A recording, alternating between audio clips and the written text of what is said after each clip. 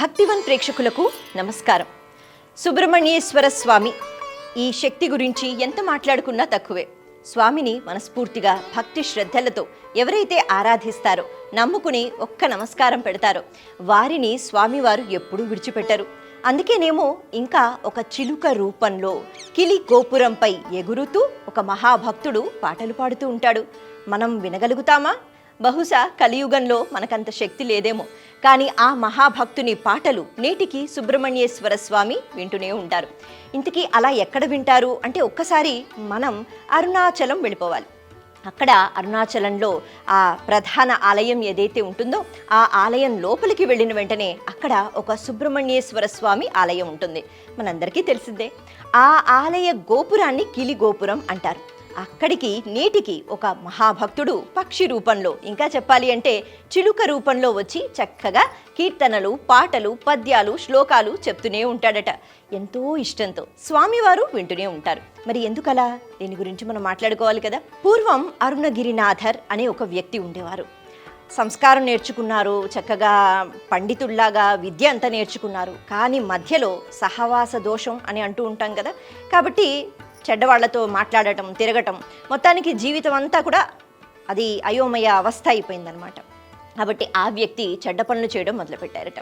తల్లిదండ్రులు ఎన్నో మంచి మాటలు చెప్పారు, మార్చే ప్రయత్నం చేశారు, కానీ ఈ వ్యక్తి మాత్రం వినలేదు. అయితే వాళ్ళు పాపం కాలం చేశారు. ఆ తర్వాత అక్క చెల్లెలికి అప్పచెప్పేసి వాళ్ళు పాపం వెళ్ళిపోయారు. ఈ అక్క చెల్లెలు కూడా ఎన్నో మంచి విషయాలు చెప్పే ప్రయత్నం చేశారు, కానీ అరుణగిరినాథర్ ఆయన మాత్రం ఎవరి మాట వినేవారు కాదట. ఒకానొక సమయంలో ఆయనకు అనిపించింది, ఎందుకు నా జీవితం, చచ్చిపోతే బాగుంటుంది కదా, ఎందుకంటే నన్ను ఎవ్వరూ ప్రేమగా చూసుకోరు అని అనుకున్నట్ట.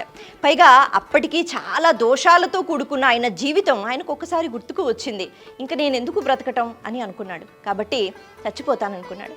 అలా చచ్చిపోవడం అంటే ఏం చేయాలి అని ఒకసారి ఆలోచించాట.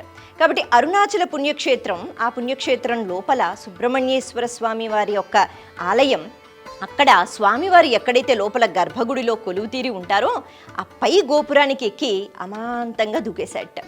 అలా దూకేస్తే చచ్చిపోవాలి కదా మరి.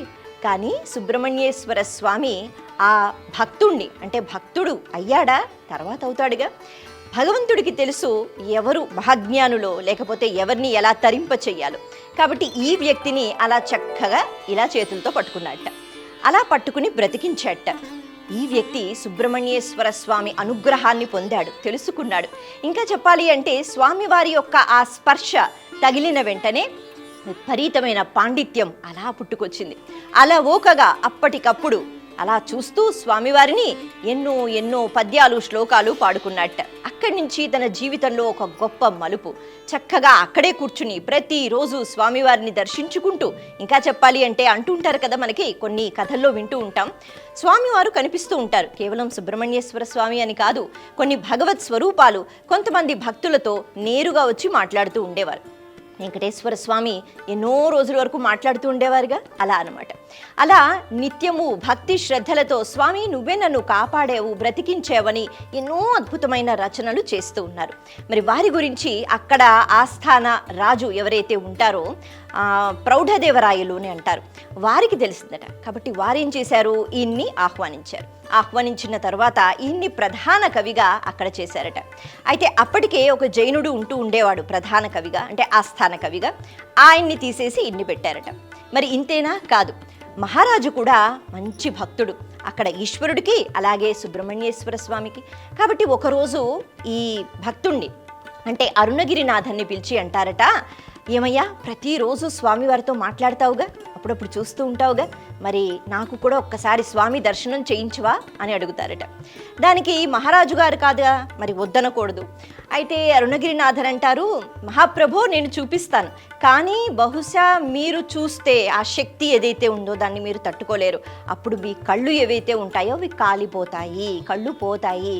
కాబట్టి వద్దు ప్రభు, ఇలాగే మీరు భక్తి శ్రద్ధలతో భగవంతుణ్ణి ఆరాధించండి అంటారట.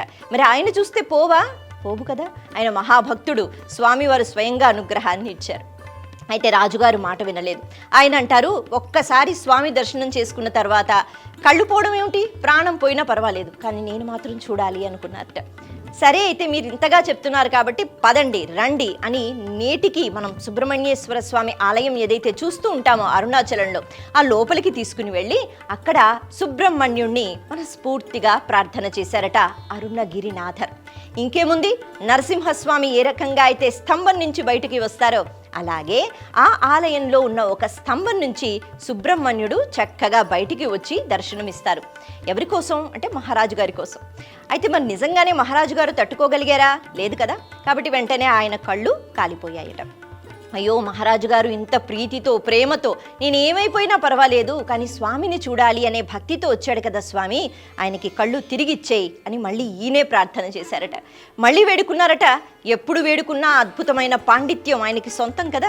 అలా ఓకగా అలాగ పద్యాలు అలాగే కీర్తనలు పాడేస్తూ ఉంటారు. మరి అలా స్వామిని మెప్పించారు కాబట్టి స్వామి మళ్ళీ కళ్ళిచ్చి ఆ రాజుని చక్కగా నయం చేశారట. ఈ ఘటన గురించి నేటికి మనకి అక్కడ వినిపిస్తూ ఉంటుంది. అందుకే ఏ స్తంభం నుంచి సుబ్రహ్మణ్యేశ్వర స్వామి బయటికి వచ్చారో ఆ స్తంభం దగ్గర దీపం పెట్టి అక్కడ అరుణాచలంలో ముఖ్యంగా ఆ ఆలయానికి సంబంధించిన ఉత్సవాలన్నీ కూడా అక్కడి నుంచి దీపం పెట్టిన తర్వాతే మొదలవుతాయి అని చెప్తారు. ఇక అమ్మవారి ఆలయం ఏదైతే ఉందో గాజుల ఉత్సవం అని అవుతూ ఉంటుందట. అమ్మవారికి ప్రత్యేకించి స్థానానికి సంబంధించి బోల్డన్ని ఉత్సవాలు అవుతూ ఉంటాయి. ఏ ఉత్సవమైనా ముందుగా ఈ స్తంభం దగ్గరికి వచ్చి సుబ్రహ్మణ్యేశ్వర స్వామి ఆరాధన జరిగిన తర్వాతే అక్కడ ఆ ప్రదేశాల్లో ఉత్సవాలు జరుగుతూ ఉంటాయి. ఇంతేనా? కాదు, ఇంకొక విషయం గురించి కూడా మనం మాట్లాడుకోవాలి. అయితే ఈ రాజుగారి అనుబంధం ఈ అరుణగిరినాథర్తో బాగా పెరిగిపోవడం వల్ల ఏ ఆస్థాన కవి అయితే అంటే ఆయన్ని తీసేశారో ఆయన బాగా కక్ష పెట్టుకున్నట్ట. వీళ్ళిద్దరినీ ఎలాగైనా దూరం చేయాలి, లేకపోతే అరుణగిరినాథర్ని ఎలాగైనా చంపేయాలి. అరుణగిరినాథర్ ఎన్నో శక్తుల్ని పొందుతారు. మంత్రసిద్ధి, అంటే కొన్ని మాటలు మనం ఎక్కువగా వాటి గురించి మాట్లాడుకోలేము, కానీ అటువంటి శక్తులు కొంతమందికి ఉంటాయి. కాబట్టి ఆయన ఒక చిలుక రూపాన్ని ధరిస్తూ ఉండేవారట. ఎందుకు అంటే ఏదో మాయల కోసం కాదు.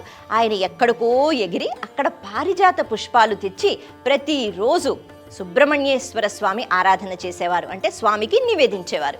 అలా మనిషి రూపంలో ఉంటే అంతంత దూరం వెళ్ళడం ఆ అవకాశం ఉండేది కాదుగా. అందుకే ఆయన ఒక చిలుక రూపాన్ని ధరించారు. ఇది తెలుసుకున్నారు ఈ కవి, అంటే ఎవరైతే కక్ష పెట్టుకుని ఉన్నారో. సరే, ఒకరోజు ఆయన చిలుక రూపాన్ని ధరించారట. మళ్ళీ ఆయన శరీరంలోకి వచ్చేస్తూ ఉంటారనమాట. అటువంటి విద్యలు ఉంటూ ఉండేవి. ఇప్పుడు ఈ కవి ఏం చేశారు అంటే ఆయన అలా చిలుక రూపాన్ని ధరించిన వెంటనే ఈ శరీరాన్ని కాల్చేశారట. కాల్చేస్తే ఇప్పుడు మళ్ళీ చిలుక రూపం నుంచి రావడానికి శరీరం ఉండాలిగా. కాబట్టి అరుణగిరినాథర్ మళ్ళీ శరీరం లేదు కాబట్టి చిలుక రూపంలోనే ఉంటూ, ఏ రూపమైతే ఏమిటి స్వామి, నిన్ను ప్రతి క్షణం నేను ఆరాధిస్తూనే ఉంటాను అని అన్నారట. అప్పటికీ ఇప్పటికీ ఒక మాట వినిపిస్తూ ఉంటుంది. మరి నమ్మిన వాళ్ళకైతే అది నిజంగా భగవత్ స్వరూపం యొక్క అనుగ్రహం అని అనుకుంటారు. నేటికి చిలుక రూపంలో ఈ మహాభక్తుడు ఆ కిలి గోపురం అంటే స్వామివారి యొక్క ఆ ఆలయ గోపురం అక్కడ తిరుగుతూనే ఉంటాడు, పాటలు పాడుతూనే ఉంటాడు, స్వామిని కొల్చుకుంటూనే ఉంటాడు అని అంటూ ఉంటారు.